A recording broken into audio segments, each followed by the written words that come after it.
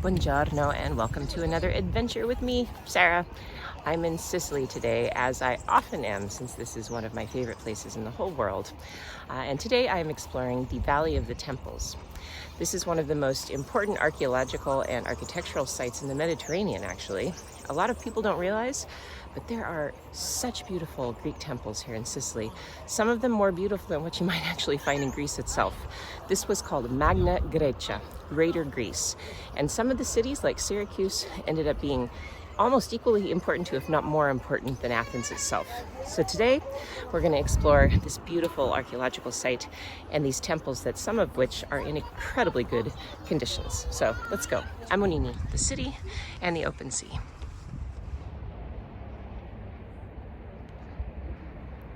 So behind me you can see the temple, but the bigger structure in front of it is actually more important. That bigger structure was the altar. On the altar in front of the temple, that's where you and I, if we had been Greek citizens, would have been able to go. We would have never gone on the inside of the temple. That was only meant for the priests, and they were able to do all of their rituals inside. This altar here is where you and I might have come to bring a sacrifice, depending on the god, actually. So what did you want? Do you want to find a husband? Do you want to be able to buy a new house? Do you want success in business? You would choose the temple that you'd go and worship at, depending on what you needed, and you'd bring a sacrifice. You could bring meat, you could bring fruits or vegetables from your home, and you would leave it here on the altar. They would have ceremonies where they would actually put big animals up onto the altar and they would sacrifice them. But a lot of the offerings were just little things. Often people would leave little terracotta statues. So you have to imagine, if you were here as a Greek person, an altar covered with offerings, but also all along this way up here was probably like a street of merchants that were selling these funny little offerings. When we go into the museum, I'll give you a little view of what these look like. Little terracotta gods and goddesses, some of them just this small, and you could purchase them from the vendors as you were coming up to leave them as your offering. So one of the things I think is so important in ancient history is a lot of us think, oh, that's ancient, I can't relate to that. Those people lived so long ago and they had so different priorities from what we do today. But that's not true. They were just like you and I. They had the same problems. They had love lives that didn't work out right. They had businesses they were worried about. They had children that they wanted success for. These are the same human needs that we've had all throughout history. So you have to put a lot of these things we see today in terms of how would that be if you had lived there? Because truly, had you lived back in Greek times, your life would have been, let's say, different, but your needs and thoughts and dreams might have been kind of similar, in fact. So that helps us to unlock a little bit of the intention behind a lot of these things. We don't see them as sort of distant temples that we can't understand. In fact, they're just a part of the human experience that still persists even today. So with that in mind, let's continue to look at these temples and consider what it would have been like for you had you been here in Agrigento back in the 5th century BC, so 450s BC. Long time ago, but in Sicily, that's not really very long ago at all.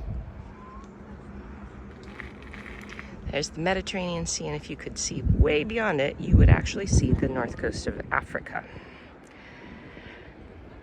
Sicily is sort of the last stop before you hit Africa. Porto Empedocle, the town in the distance. And here we have the Temple of Juno. So this is a very typical Greek-style temple, but it's not Greek in the same way as the Greek temples you might see in Greece, because it's not made of marble. If you look, you can tell it's made of sandstone. That just is what they have here. It's the local stone, and it's not very strong. It kind of deteriorates over time because it's sandy. Marble resists longer, and that's why you'll find slightly more well-preserved columns in ancient Greece. But you can tell the way they built things. Do you see the sort of separation between each of the blocks? They're kind of built like Legos. They would make each piece of the column, stack them on top, and then come back, and the fluting, these lines you see, they would do at the end. Here in Agrigento, though, you can tell, though, that this is a temple that would have been orange had they not done something. But on this lower level right here, you can see plaster. That's ancient Greek plaster that they put over the top so that from the sea at least you might see and have the sensation that it was a marble temple.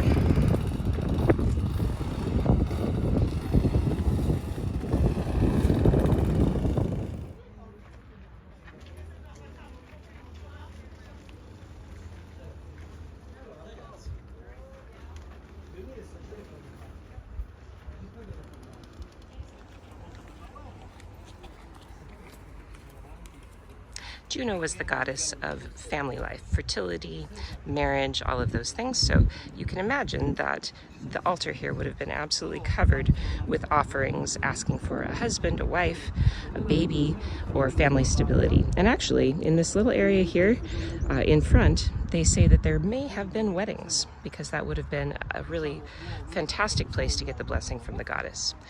We don't know though, because this actually may not have even been the Temple of Juno.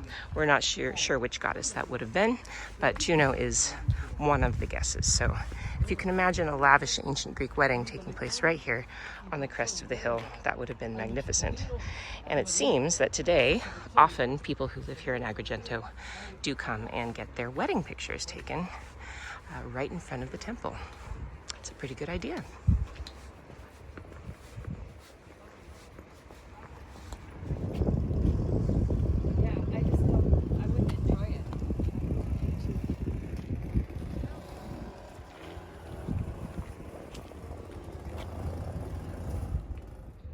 So this area here beyond the trees was the city of Agrigento, and this road here is the Sacred Road. So that was the main drag that went alongside the temples.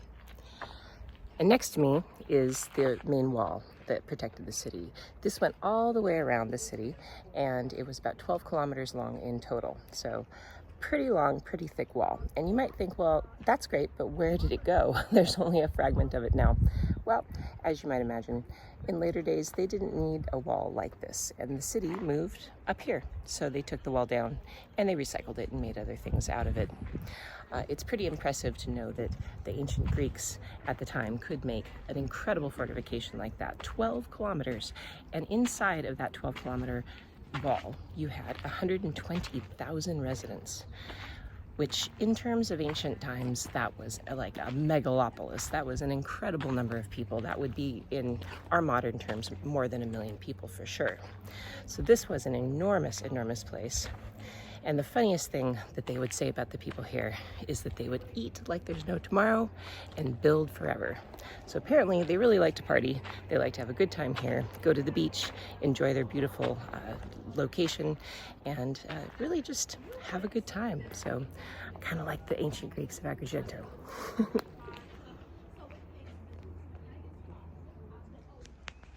Here in the valley, we have not just temples, but we also have vegetation. And if you can see, there's these little fuzzy little suckers right here. These are almonds. Almonds are very, very popular here in Sicily. They make a lot of different pastry out of them. And here in Agrigento, they have a lot of the trees that grow the almonds for the island. But actually, it's a little bit of both right now, because it is March and we also have blossoms. This city is really well known for its Almond Blossom Festival, which takes place in March. That's like a folk festival with folk music from all over the world. But here is the beautiful blossom they're celebrating.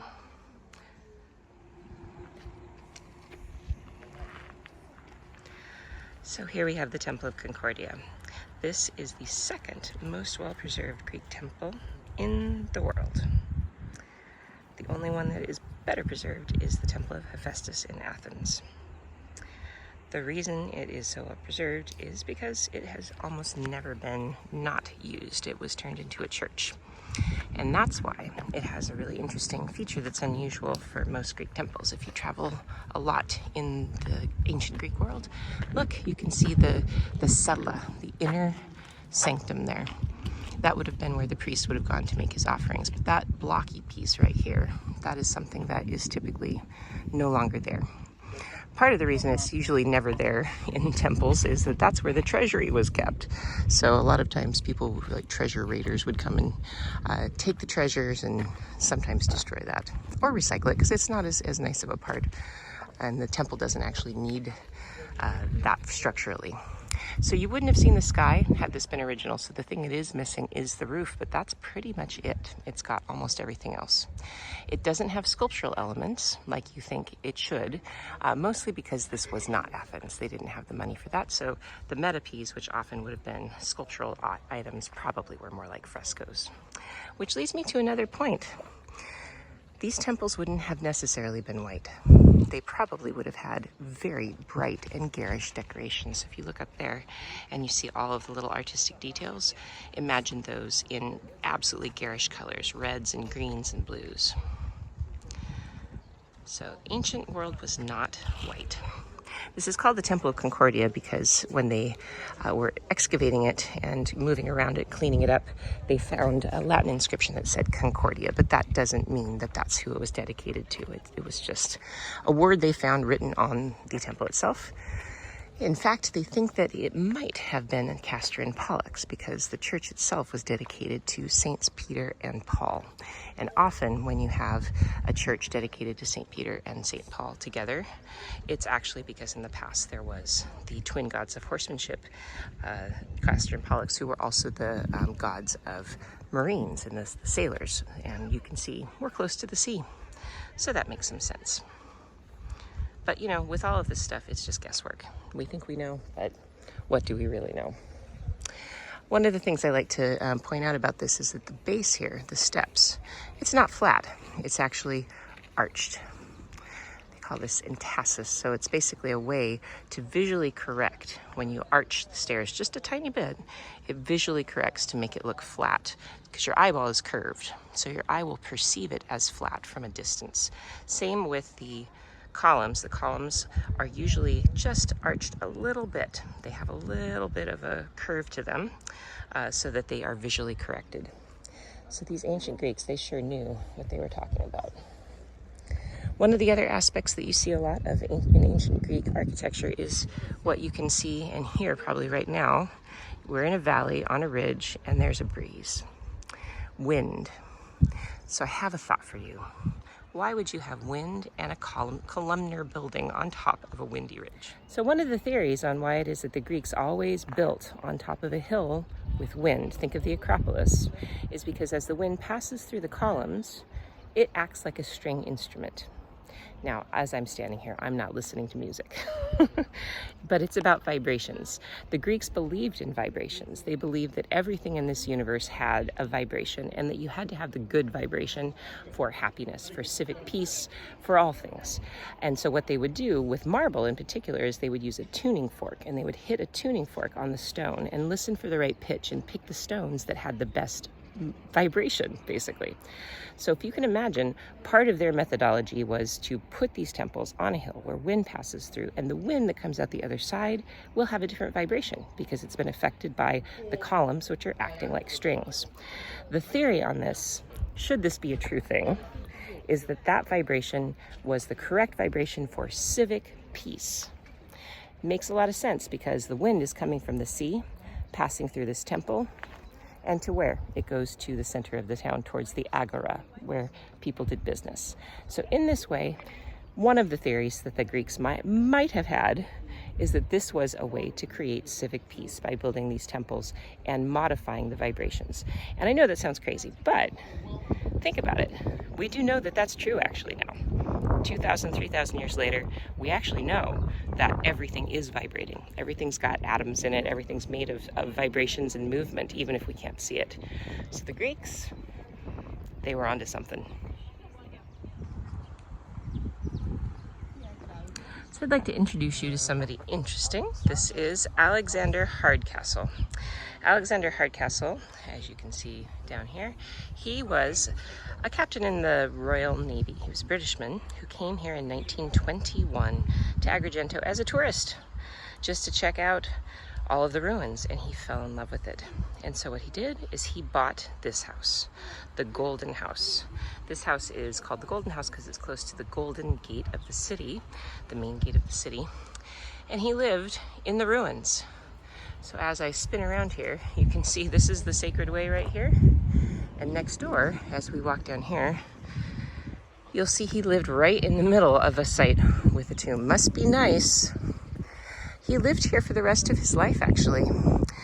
Didn't have any family, just came here and stayed in Sicily, and he spent all of his money restoring the archaeological site here. Because in those days, you could build a house or buy a house in the middle of a bunch of temples, and you could buy yourself a temple. So he came into Agrigento and poured all of his personal wealth into rebuilding some of these temples. So up ahead you can see a temple, and he actually put this one together himself. Can you imagine? But you know, that was in the 1920s. That tells you a little bit of what people thought about archaeological sites, especially in Sicily. I mean, at the time it was not that valuable, and attitudes were changing. The Grand Tour was the thing that sort of started people coming to Sicily and appreciating the temples, but it absolutely was not a typical thing to appreciate the classical heritage. This is the garden associated with that house. Again, must be nice. And over here we find the ruins of a temple that Hardcastle put together himself. So these are all, like I mentioned before, kind of like Lego blocks. So he put together all of those pieces, and it's not correct. He just put them together however he wanted to, and they're not necessarily put together in the right order. And we're not entirely sure about the identity of the god that was worshipped here in the past. But yeah, hey, let's buy a garden with some temples and put them back together. It wasn't until the year 2000, actually, that it was made an archaeological park here, and which made it so that you could not take pieces away anymore. Prior to that, all the land beyond here in this direction was individual farms. So in the late 90s, when this became a UNESCO World Heritage Site, they started to acquire the land and keep all of the land that is part of the ancient city from being looted. But who knows? So many of the ancient things they could have found here in the past have probably disappeared into the collections of museums you may even know. I'm not going to say it's the Getty, but it could be. So from this field here, Hardcastle found one column standing. And so he just basically cherry-picked all the best pieces and put them back together to give you a sense. But this was actually quite a large temple in the end.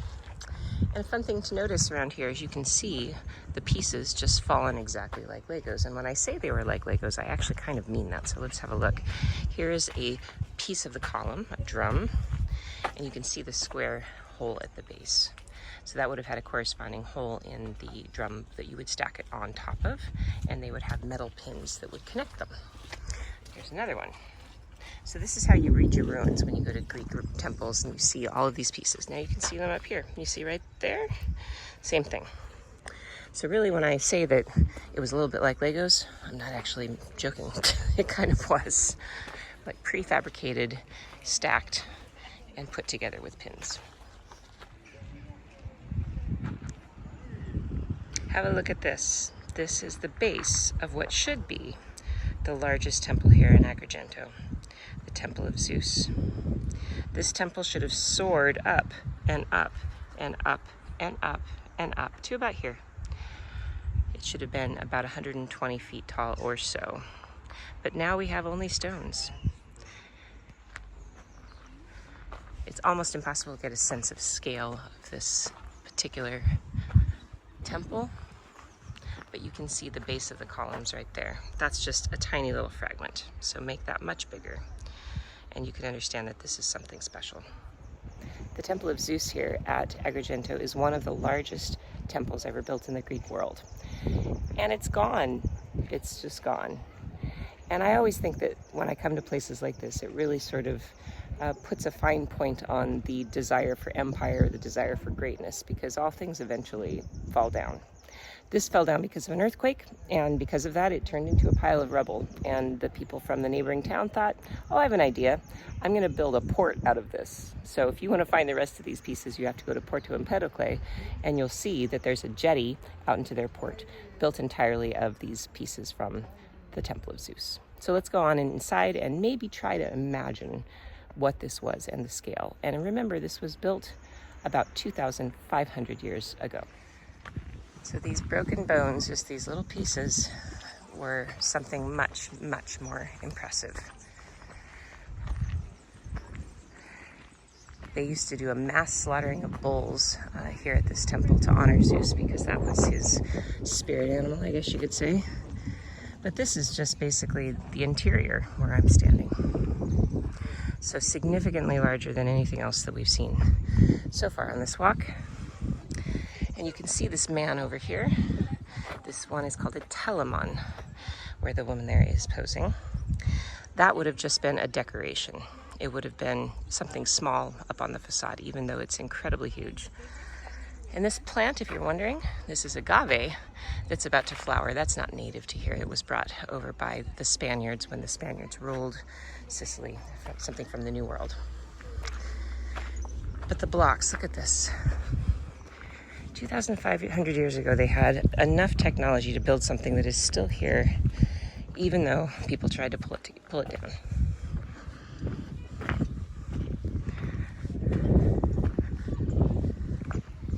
It's an interesting little factoid. Let's see if you can see it. If you look at the stone right here that's got the U shape, that is how they move stones around. They would put ropes in that U channel and they would drag them that way and they could lift them up. So almost like a pulley system.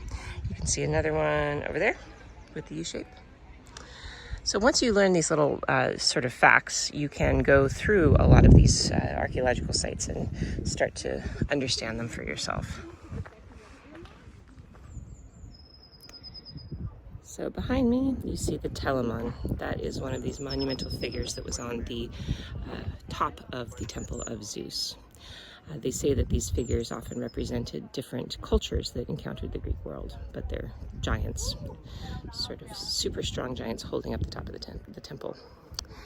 And this is a good place to sort of finish up. And just as sort of a philosophical point of view, one of the reasons that we get to know history is to not repeat it. That's one of them. But another way that we get to know history is that it's a way to see the continuity and the resilience of humanity. We're all the same. We have the same wishes and hopes really at the base of them as people from Greek times. And it's interesting to come and see a place old as time when they thought they were building forever. And their forever was not forever, but it is in a sense. We're still here, we're still visiting them. It's not the way they might have imagined it in ruins, but what is the struggle for permanence in this world? You know, think about it. We take pictures of ourselves, selfies, cameras all the time. We document everything, but what material things do we leave behind? The Greeks in a way understood that. They understood the idea of permanence, the idea of eternity, because they built things that would last. Because 2,500 years later, I'm here and I'm visiting with them.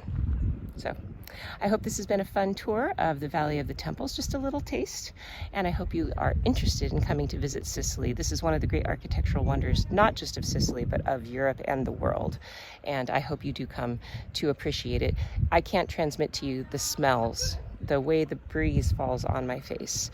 It's a beautiful place. The sun is so warm here. It smells like flowers. It really is a beautiful place. So please consider coming to Sicily as part of your travels in the future. It's an island really worth visiting. If you're interested in coming with me, I do offer tours. You can find more information on my current tour schedule at adventureswithsarah.net. So thanks for joining me, and join me again next time for another adventure here in Sicily.